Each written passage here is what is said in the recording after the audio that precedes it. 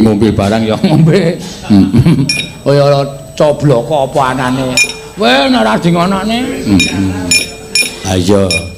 Arep nembang apa nek, Gong? Anu terus apa?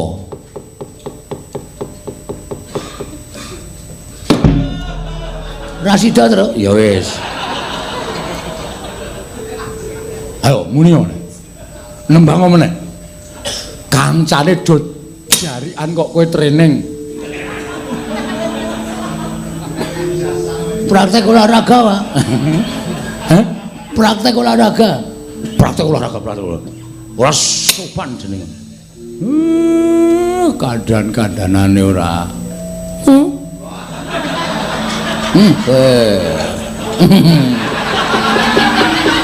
Kok dicekel kuwi lho. Biru biru. Semari nang entuk des ngono kuwi ora kaya kancane. Nek liyane ora ketok nek Semar ki mak blung ngono biru bunter ae lho. Lah ora delokni lho ora anu. Mata to? Udus. Wah, Gong. Aku ora kebagian. Ha. Kowe sing kebagian soalé kowe ora tau nang mburine Semar. Nah ora ulun nang mburine Semar wis kulino dintuti dadi kowe kudu entuk bagian. Ya. Aduh. Langsung masuk ngono. Ayo langsung masuk ora. Ya. Do lungguh sing apik. Nggih, Pak. Gareng ngarep. Oh, kandhane ngeyel ora. Sing ragil mburi dhewe ora cenanangan.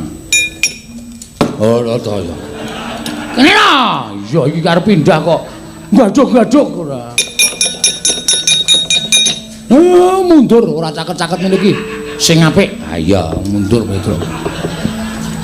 Lho, kok kowe ngarep meneh? Lho. Gareng ngarep Petro nomor 2. Aku kari dhewe kok aku dadi ngarep. Wong bapak akon mundur, aku ya mundur. Maju. Ha iya. Sini. Wis ngene iki tertib. Ha iya. Kecedan. Ayo.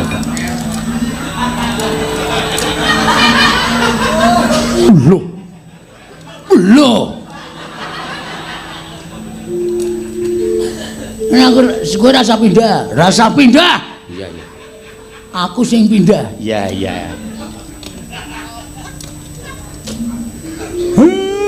Ini ya tole.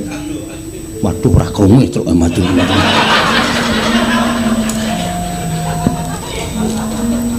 Engko anggere kon mundur nak kamplengi aja. Aku tak omong karo kowe. Mbok omong.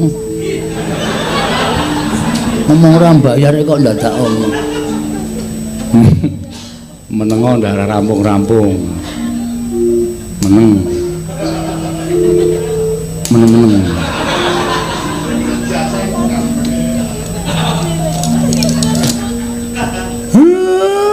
Dek wingi aku ngimpi Petro. Alah ngimpi wae pamer.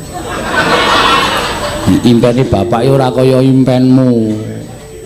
Impene bapak iki mesti eneng artine ya, Pak. Yang artinya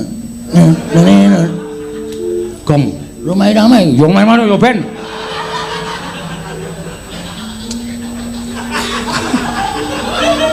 Wah uncal ki lho kowe. Ya wis. Wok muni entuk masa kok senenge ora jamak-jamak. Pikirane berkembang ya. Ha iya. Ora kanyono-nyono lah kok aku ki duwe gawe mantu Petro. Gong. Dadak dikon. Men bapak ki marem ki dhewe kaget. Oh ya, heeh. Ngimpi apa, Pak? Gong. Ngimpi apa, Pak? Aku duwe gawe mantu kok sing tak mantokke iki Bagong. Welo. Gong, welo.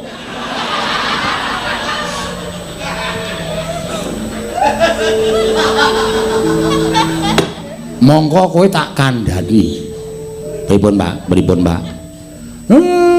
Bareng tak goleki mantene wedok ki ora ana. Welo. Gong. Welo, medun. Welo. Kegedean. Iki pralampita apa lah kok atiku ora tentrem, atiku ora penak to, Le. Nyat langaning kalangkuan aglar pandan moncar tinon lir kekonang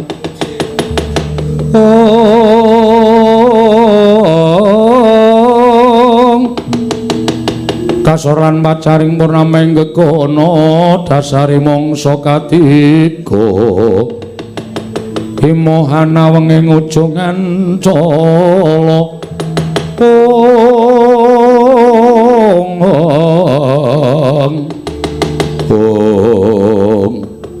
dening ngantos paipun sami mbawacana kasaru praptaning Raden Arjuna karya kaget kula Semar Badrana ya wau.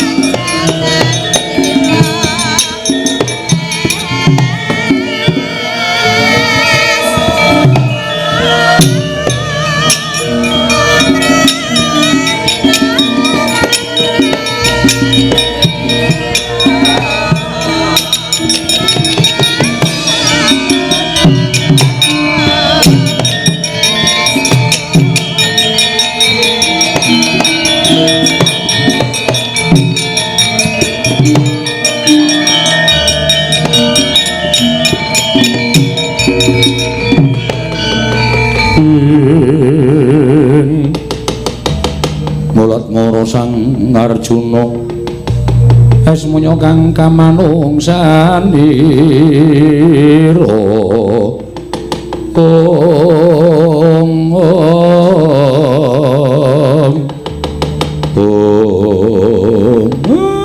ndara kula ngaturaken bekti kula kunjuk nggih Den. Ya Semar ndak tampa pangestu Tambanana nggih. Kula ngaturaken sembah bekti kula kunjuk Ndara. Ya nolo garing tak tampa. Kula ngaturaken bekti kula kunjuk Den. Ya Petruk tak tampa. Kula ngaturaken sembah bekti kula kunjuk Ndara. Ya Bagong tak tampa. Sumpengka pengawak Bajra tindakipun sajakipun kaya namung wigatos Den. Enten apa? Napa ajeng nganti ingkang ngabdipun Semar sak anak-anak kula nderekaken Ndara napa dos pundi kula aturi paring dawuh Semar. Kula aku tak kandha karo kowe ya Semar nggih. Pripun kok semune rada wigati? Ora ngira babar pisan.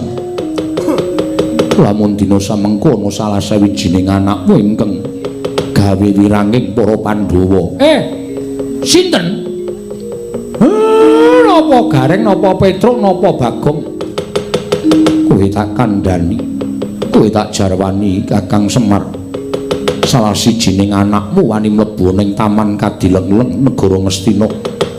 Nggih Bang kelawan Kakang Mbok Ayu Banowati. Apa kaya ngono kuwi patraping Panakawan, apa kaya ngono kuwi tumindak sing ora mbebangeri marang asmaning para Pandhawa. Wah, lah niku wis kliwat saka ora becik banget nek carane kaya ngoten niku. Kula ora sudi duwe anak sing wani tumindak kaya ngoten. Sinten Ndara? Anakmu Bagong. Gong.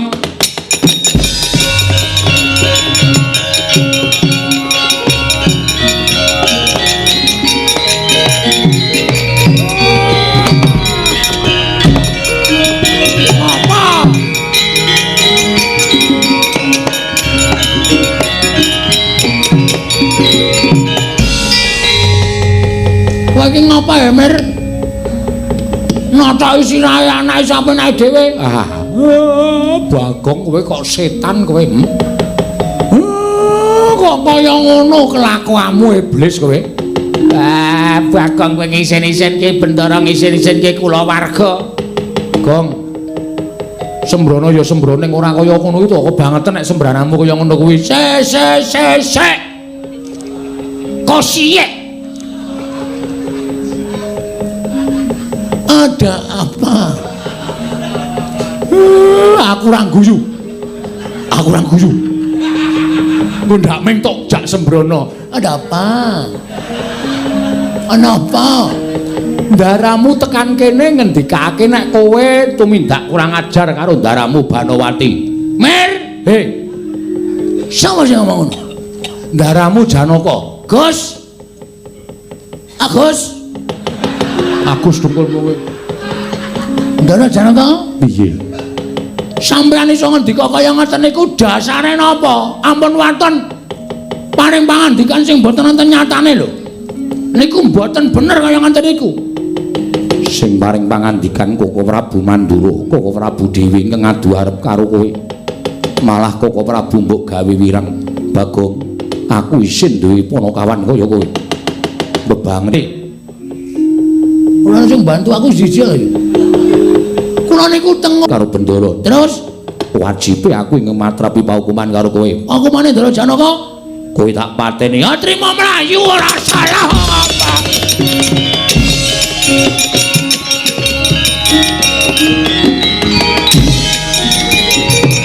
Piye, Pak? Telepon, Pak.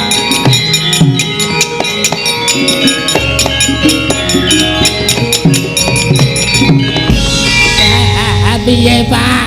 Aja meneng wae Ndara Janaka nek ngono kae tegele ra jamak-jamak. Engko bakal nek disuduk. Piye, Pak?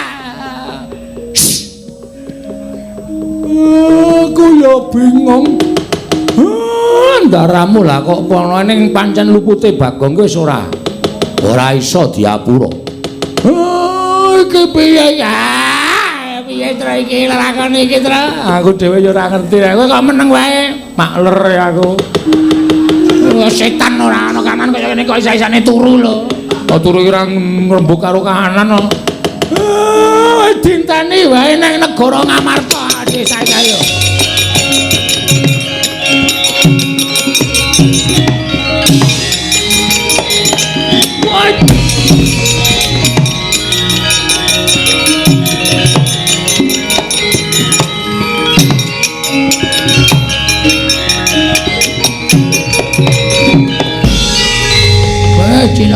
Cilaka iki wis iki sing jeneng disebutake ora mangan angkane ning klethos pelok. Apa jenenge? Aku sak ngrungokake nganu ae lho wong ngomongke apa jenenge saloka-saloka sing apik ngono lho. Ora mangan angkane gabul pulute. Edan tenan. Wis monggo Ndara Janaka wis nesu karo wong wis ora apa jenenge? Apa kerep lali ta iki? Pandang bulu. Kowe iki nek ngadani wayang ora guyang-guyu. Marane aku melu guyu. Ora pandang bulu. Kenapa bulu dipandang? Ora mlayu sifat irung. Ngrekoso urip ulane.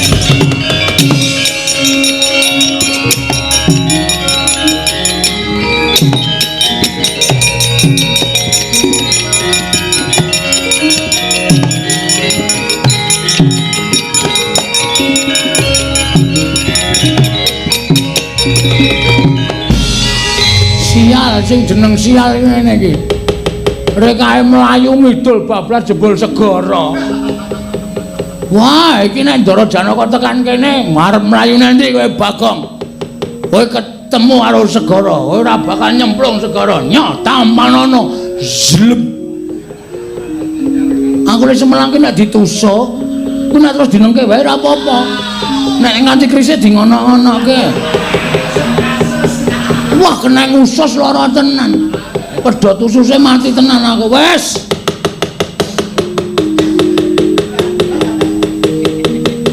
Piye ya? Saya Saya cedak. Wes bangane aku urip ya ming gawe sastra wirang. Nyemplung segara tak ikhlaske patiku.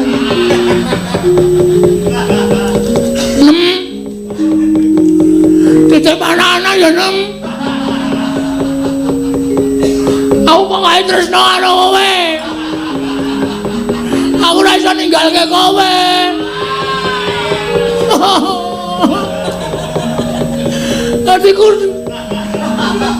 Hatiku tersentuh. Aku nang kene ora iso pamitan karo kowe, aku arep golek dalan ning pati. Aku menyawang fotomu. Ning nggon mata wis suwek. Dadi kowe kaya picak. Ora apa-apa nem, ora apa-apa. Titip anak-anak. Aku tak nyemplung segara golek dalan ning pati wae. Ning kok nek aku nyemplung tenan. Blung. Pamane lho iku pamane. Terus kok kemambang ning banyu ndul. Ya nek langsung mati, nek dipangan ikan hui.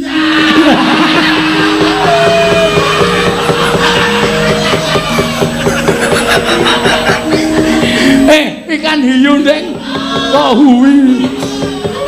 Ya nek nggon lemangan langsung butuh, nek weteng tok. Ngono. Ora mati lara kena banyu perih. Wah, wis cilaka. Ya nek aku le nyemplung ki kolorku ki kenceng. Nek kena ombak terus copot dhewe. Cokot karo piranha. Letus. Nggo ndas tok. Maksudnya ndasku iki lho. Apa ora lucu? Wong kok tanpa sirah ra ya. Wah, wis janeng ya wis men. Wis bangane ngrekoso nyemplung segara wae aku. Uyut.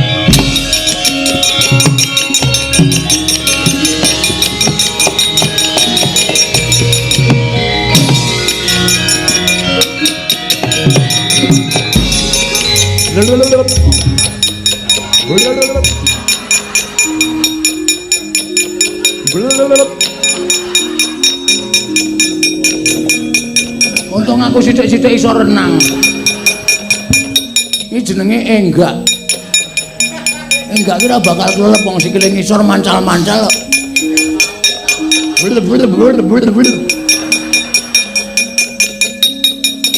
Aku nek enggak nek kesel mati kesel iki aku. Moko segara jembari ra jama-jama. Setan ki. Terus wajug. Tak kira iwake. Tak singgol kok ambyar.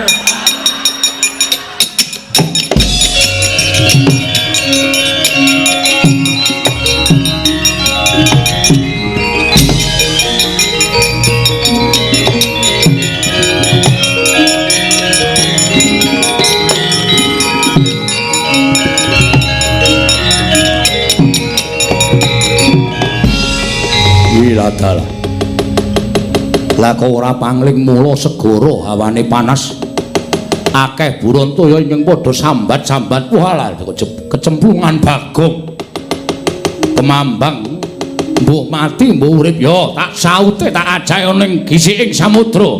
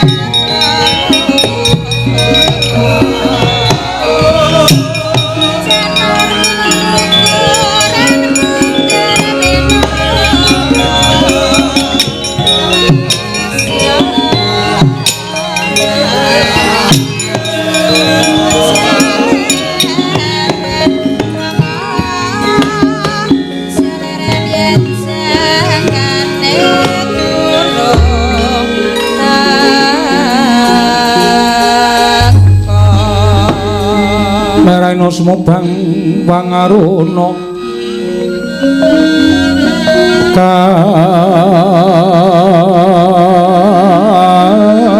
katinetraning uga rapuh sabdaning kokila ring kanikara saketer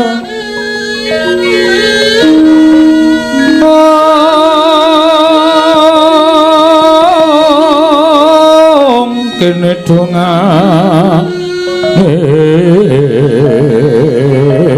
engkong ler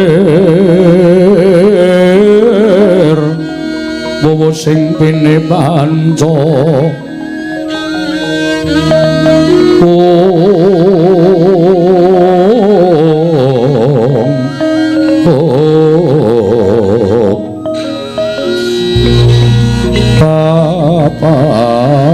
toking ayamono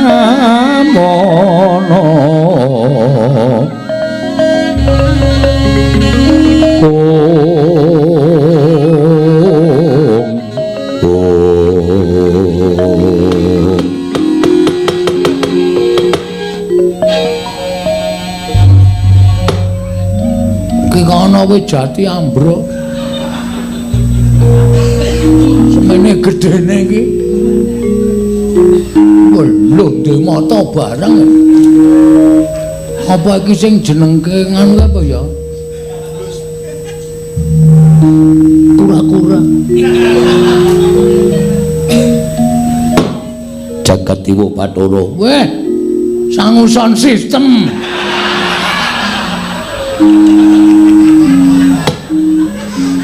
ladalah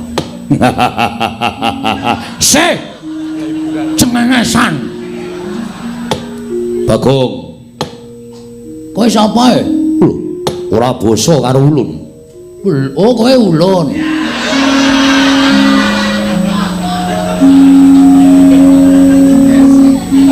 ulun iki dudu ulun wah tak tono kowe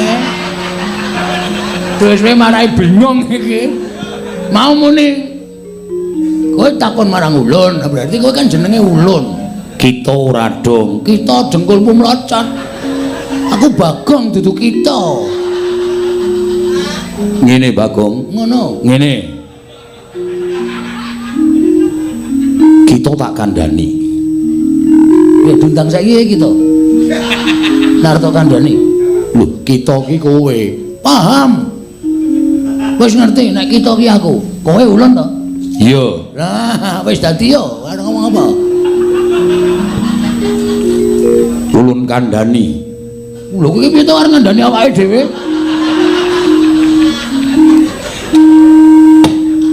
ulun iki dewa dewa iya ulun dewaning samudra wah sing tunggu segara iya kita mbuya ngerti wis ngerti kok sik mboya dikandani kita ngandani mboya berarti kita itu ngerti karo mboya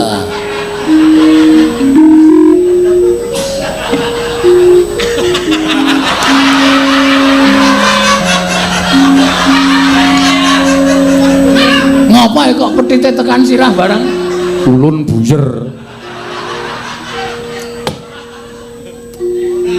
pripun panjenengan pukulan to iya kene ngerti pukulan sapa pukulan Sang Hyang Baruna lho kok kaya bis rodane endi Bagong wis pokoknya urung bubar urung ngarep leren leku banyol iya ulun iki Sang Hyang Bathara Baruna Bagong ulun bakal takon lawan jeneng kita ora ono kita kuwi kowe apa to sababe jeneng kita nganyut tuwuh ana ing samudra nganyut tuwuh ki apa nglalu kepengin golek dalaning pati ora ketemu golek dalaning pati ki angel penak golek dalane. Burung. Lagi arep ngono kae diwaya. Jane kaya do pinter-pinter. Soale kan barang dolopi mingan. Merga nganu pukulun. Kita sampun mboten saged gesang wonten ing Madyapada. Iya. Amargi kita menika bingung pukulun. Iya. Kita bingung karena kita dipunarani dening Raden Janaka. Kita menika tumindak mboten sae kalian Dewi Banawati ya, padahal kita mboten berbuat seperti itu. Iya, Bagong. Nggih, pukulun. Pripun? Sampeyan ra iso gagas lelakon sing dilakoni dening kita menika ta? Mula terus kita golek dalaning pati. Mekaten, pukulun. Ulun ingkang nyelametake lawan jeneng kita. Niki kula malah bungul. Gumun kok bungum. Kula malah gumun, pukulun. Kok dadi kita kok mlebu teng jero banyu kok mboten iso keplebeken saka daya ulun. Oh, pinten bot? Lho. Daya ulun ki kekuatan ulun. Kekuatan ulun sing diparingi marang kita. Iya. Sip. Kita ulun kandhani. Napa Bu Ulun? Bisik-bisik napa seru? Seru wae. Nggih.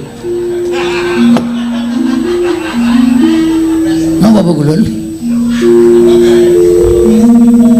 Kita kudu bali marang jagat Padang. Yen ana lampune. Wis Bagong wis. Kita kudu bali marang jagat Padang. Tegese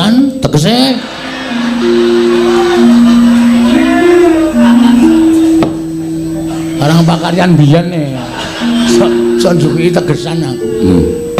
Nanging kita aja wujud Bagong. Terus ulun dandani. Nah, elek tak tonyo lho Bu Ulun.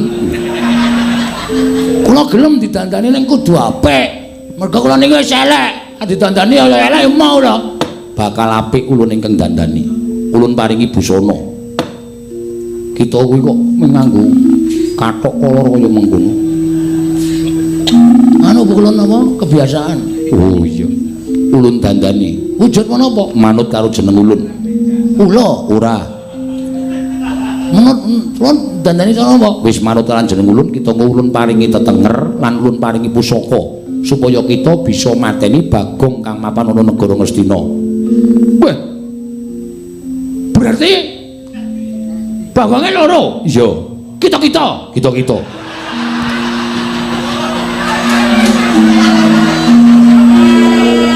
Iya. Keparat. Panos maning jajalanan. Gugu karepe dhewe. Dusdruk. Semalane naglag-lag bumi. Terus sinten niku sing membo dadi kula. Pukulun.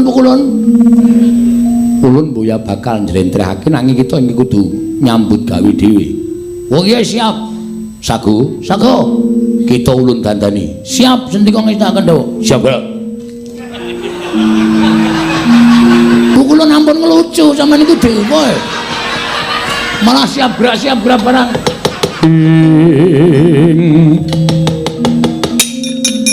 Tan samar pamoring sukma sinukmaya.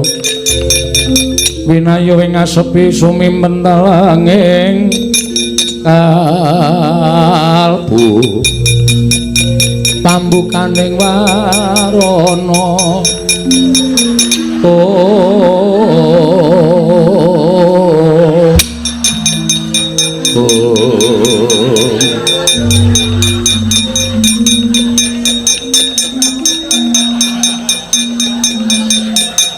Bagongan lemet tenteng kleru. Wush. Kula wujud napa Ulun? Kita wujud satriya bagus. Tan Prabidu ya Raden Janaka. Mudyar kowe. Angus asik ronda-ronda.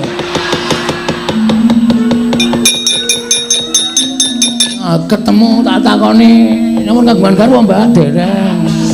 Sing kakung anu bojo kula sampun pejal, langsung tak kedhepi cening. Kita kita ulun dandani bagus kuwi supaya kita mateni Bagong kang mapan ana negara Ngastina. Kita mlaku tapa ngrame.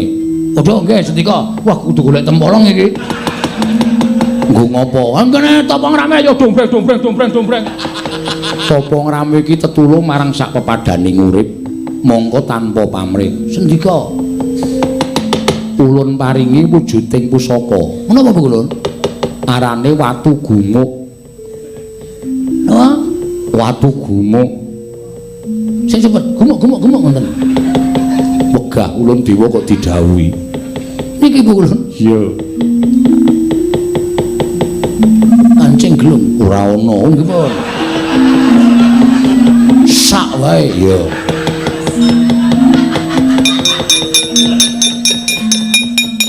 Lajeng kita le minggah wonten kayangan pripun ulun?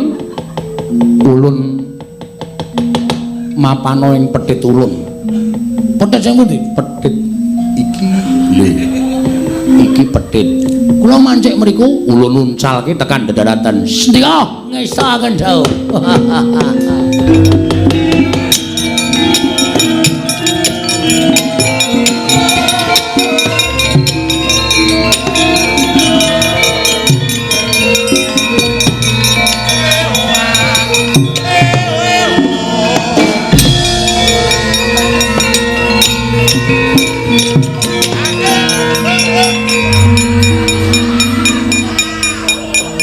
Lho piye jengkolmu kowe? Daratane iki kono kok mlayune rono. Tambah jero. Rumangsa ulun kok ming menungsa kaya ngene kok. Mula kita madhep rono, nggih. Wis tata-tata, sampun Bu Ulun. Ulun uncalke. Kita kuwi rung tak paringi jeneng. Oh iya. Lho kok ngerangkul dewa. Lakon kok lali. Ulun paringi tetengel begawan godho githik. Jare bagus. Pendhita ning enom bagus. Ya ora masalah. Begawan godho githik. Wis ulun uncalke. Nun nggih ngestaken dawuh.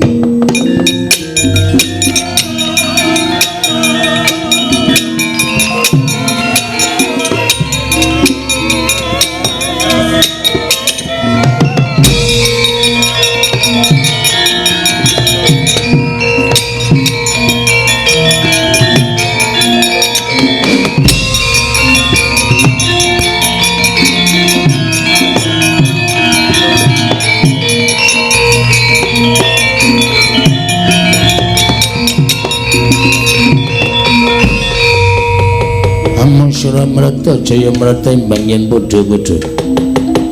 Sapa sing arep kira-kira memirang karo aku? Tak cedhakane negara Ngastina kaya ngapa kahanane.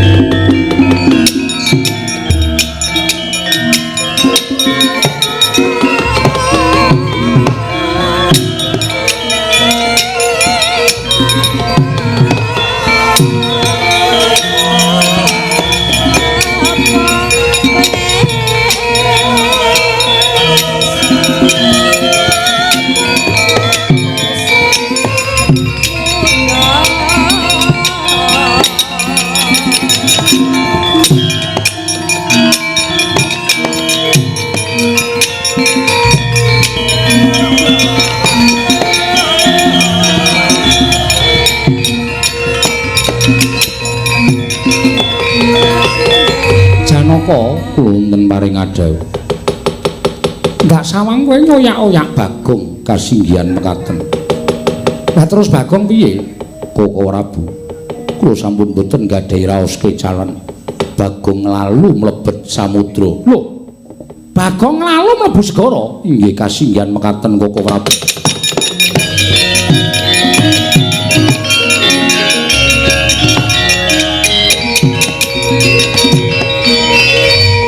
Tumindak tanpa petung dikandhani karo wong tuwa nanging kowe ora nggugu mara coba sawangen kaca paisan iki Arjuna.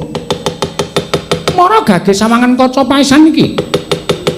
Pundi Koko Prabu iki to? Gunakno permana jati netra batinmu gunakno sawangen epek-epek pun Kakang. Ing kagyat risang kapirang rinangkul rinangkul kinempit kambit dosang reknaning bawana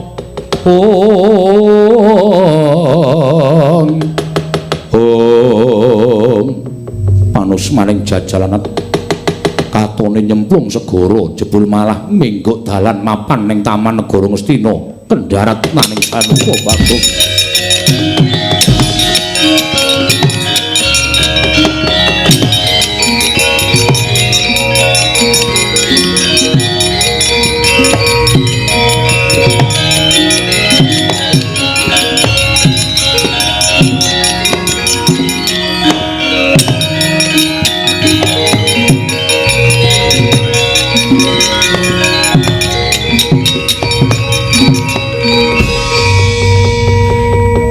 Sesuk menawa nek masake aku aja bayem ya. Inggih. Batu-batu sebabipun menapa? Ora patek doyan. Wis pirang-pirang dina mapan nang kene kok ming kangkung bayem, kangkung bayem, kangkung bayem. Padake sapi. Nyuwun pamunten ki Lurah, mangke menawi kersakaken menapa-menapa kula kartemtu badhe ngladosi. Iwalah saora-orane. Nek ora ana iwak ya ngethok sandal jepit kae ra. Digongso lane mamah sak kayange batu-batu panjenengan kok ngendikane kok mesti sarwa sembrono lho. Kakang Bu kula ingkang sowan Kakang Bu.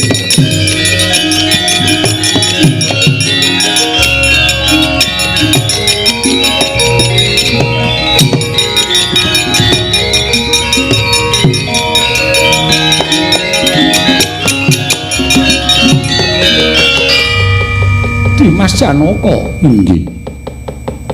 Apa Dimas mboten nginten babar pisan menawi panakawan kula mbebangri asmanipun para Pandhawa tumindak ingkang boten sakmestinipun Bagong menungsa sing kaya kowe. Tendhawa Ndara. Kena ngapa kowe mapan ning Taman Negara Ngastina? Yang-yangan. Bojo edan. Mboten edan mang takon to pasangan kula.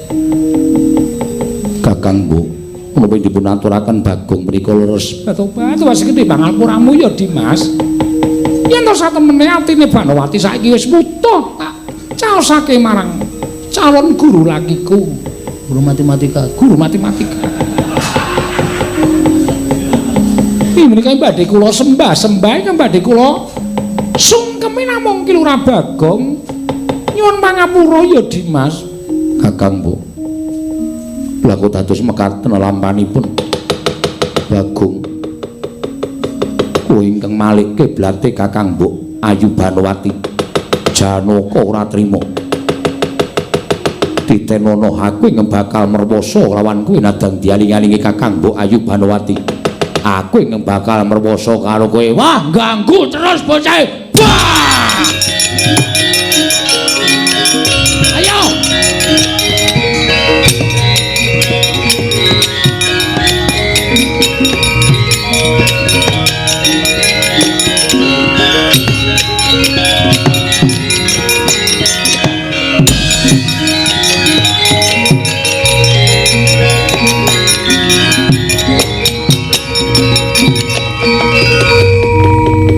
Janaka leres Bagong mapan wonten ing taman. Terus kula mutaken boten purun badhe kula jempalani Koko Prabu kula dipun getak Bagong saged kontal saking lebeting taman. Kandhane kok ngeyel kowe kuwi mula aja sok kesusu. Lajeng sakmenika kados pundi? Wis ora usane ndi-ndi. Iki mengko nek ana pawongan teka ya kuwi bakal gawe padhang kana negara Ngastina. Lan bisa madhangke kananing Nyai Ratu Banowati. Koko Prabu nderek paduka kanjeng Koko Prabu.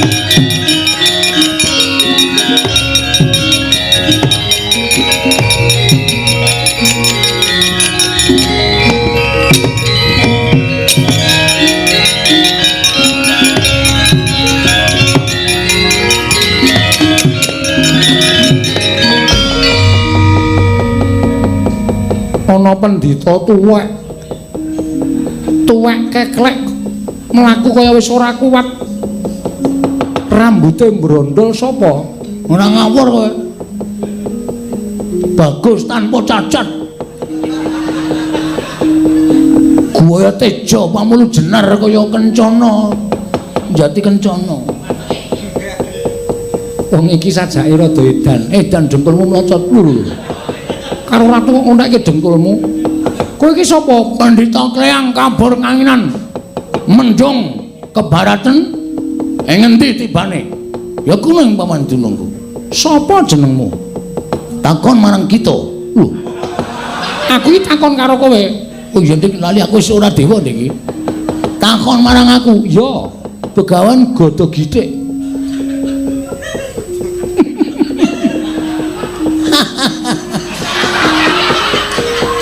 Melu guyu. Ayo ben gayeng. Gada Githik dasar ora nyata. Janaka wonten paring adhawu. Ana pendhita tuwa jenenge Gada Githik. Kowe ora takon sapa jenenge adiku iki? Ora sudi. Ngopo takon? Ora tepung karo sing nang mburimu kuwi. Iki adikmu sakaremu, kakakmu sakaremu apa peduliku? Wangune sajake kowe mendem rasa ora penak karo adikku. Iya ta? Ketara ora gelem tak tepungke. Tunduk pulpen wae.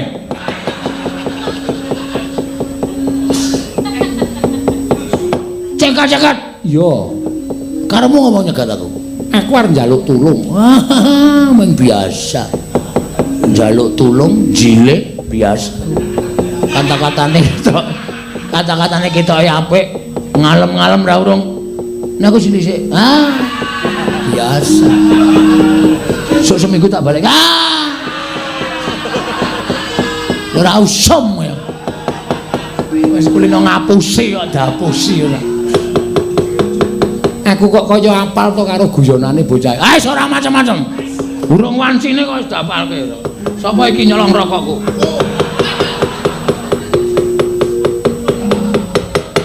Aku njaluk tulung karo kowe. Njaluk tulung apa? Ana maling ning negara Ngastina. Mbok dikandhake Rama. Rama sapa? Lho, Rama. Ana maling. Kowe lah apal tembang barang ketoke kok saya apal aku. Saya wis ngetarani dhewe aku. Kowe nang negara Ngastina nek kowe iso nyekel maling sing jeneng Bagong nang negara Ngastina, kowe njaluk apa tak turuti. Asli, tenan. Aku njaluk patine wong bagus nang mburimu kuwi. Lho. Iki adikku arep tak njaluk patine. Wis ora iso. Gelem ora? Gelem. Tenan? Heeh.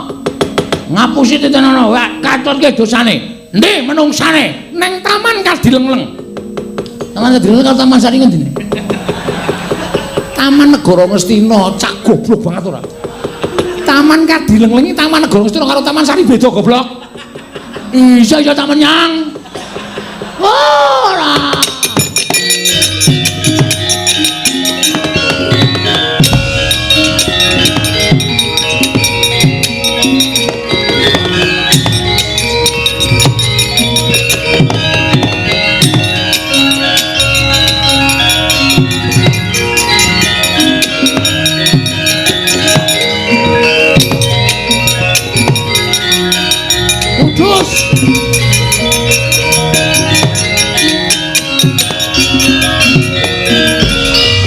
Keterangane iki sing gawe nasibku sengsara. Lho sapa iki? Waduh. Semi suarane padha. Rupane ya padha, suarane padha. Padha wae. Wis edan. Mulane kok uripku ketoyong-toyongane cemplung segara barang. Iki menungsane kowe ora waton bisa ngucap. Wah, jan wis. Ora iso dirasake iki nek carane ngene. Sing ngomong sapa ora ngerti mongko iki disiarke radio. Konco tani.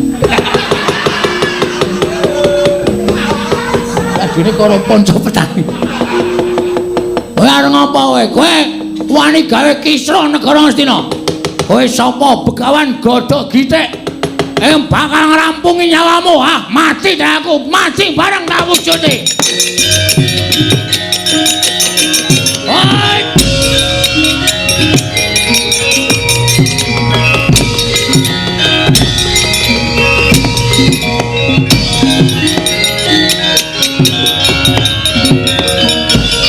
Nek perang cara dalang-dalang biyen ngono kuwi ya Mas. Wis serem banget iki. Esuk-esukan cah-cah do nangis kabeh wis. Mengene iki mbok yakin. Mbok sapa wis to? Bapakku ben. Amu. Kowe esuk-esukan mesti saur-saurane jangan bening. Saiki kok kowe mung jenang. Perbedaane wis akeh banget perbedaane. Iki cerewet bae ngopo to kowe? Tangan-tanganku dhewe kok ngopo? Ucap kacarita. Kemlawi astaning Begawan Bada Githik mendhet pusaka inggih menika sela gumuk den tutukaken wonten mustanganipun Ki Lurah Bagong. Ical wujuding Ki Lurah Bagong nenggih Gandharwa sapu jagat ing tenggo ringin kurung negari Ngamarta. Begawan Bada Githik ilang wujude babar Ki Lurah Bagong.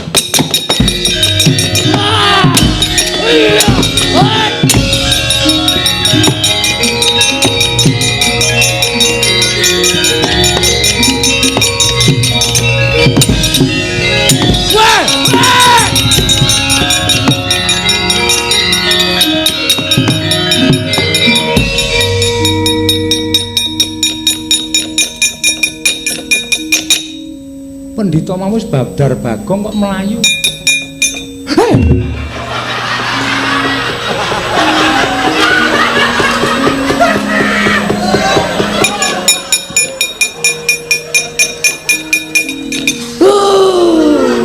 Kresna kok kaget.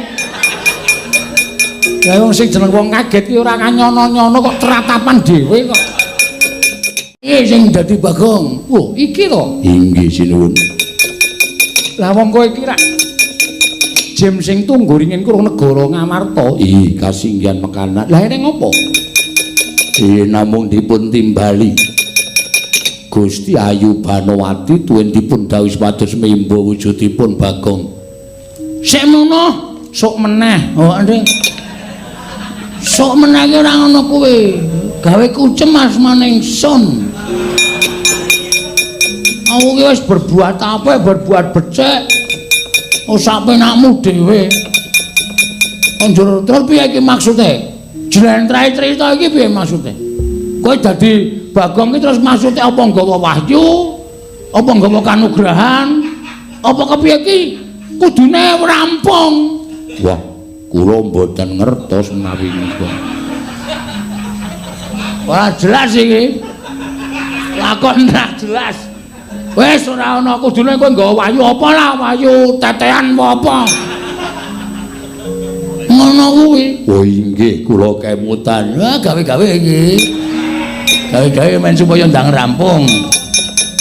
Kula namung dipun dawuhi estunipun Gusti Ayu Banowati anggenipun mekaten menika janjanipun namung nanjihaken katresnanipun Prabu Duryudana. Ngono inggih. Ya wis. Tak tampa. Mlebu to Bagong, masuk. Ya wis ora apa-apa.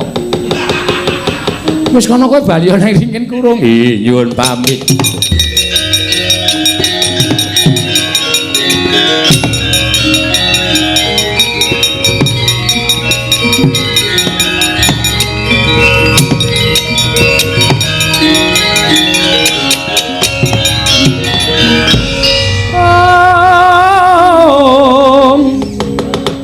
Ande Bima kang Simonata ngesesma walindu lawan angin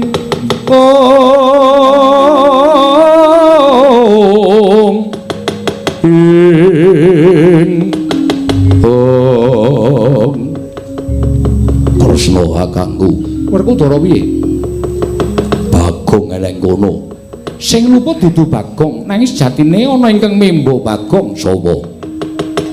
Jem Sapu Jagat yang mapan ning ringin kulon negara Ngamarta tilas patih Ngendraprasta biyen. Wah.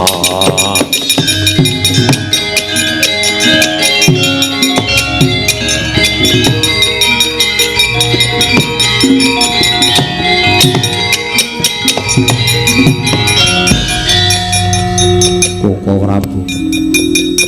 Menapa sampun wis Janaka?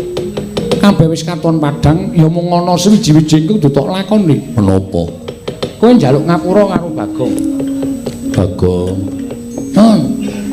Njaluk. Apa iki? Njaluk ngapura. Mboten dados menapa, Ndara? Sedaya menika kedunungan ina lali salah apes intip lan mati. Iya. Sumrene tumandane ampun ngantos sak kepenake dhewe nggih. Iya. Dipetung tunolan bathine. Nek tuna ya aja didol, nek bathi ya didol bareng-bareng. Ora edan kowe. Iya, kowe ngapura karo aku. Ngapura. Iya, Bab.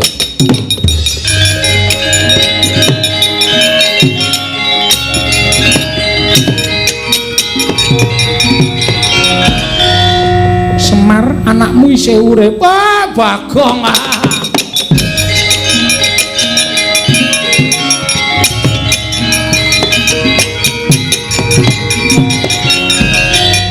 Petro, anakmu isih Bagong.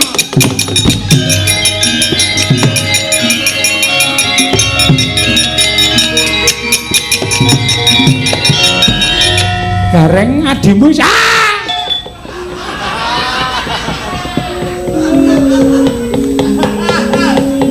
kok senengane ora? Kresna, Kresna. Kula wonten dawuh Prabu. Do nendi? Wonten mriki kok Prabu. Nendi? Wonten mriki kok Prabu.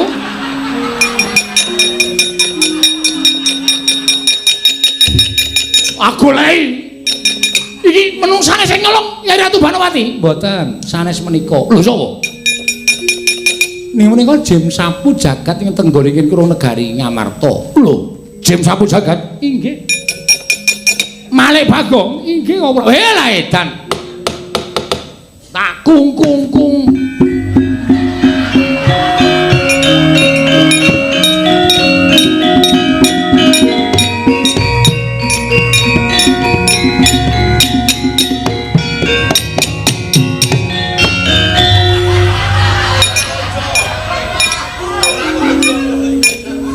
Ya, nek ndodhok iki sing pas.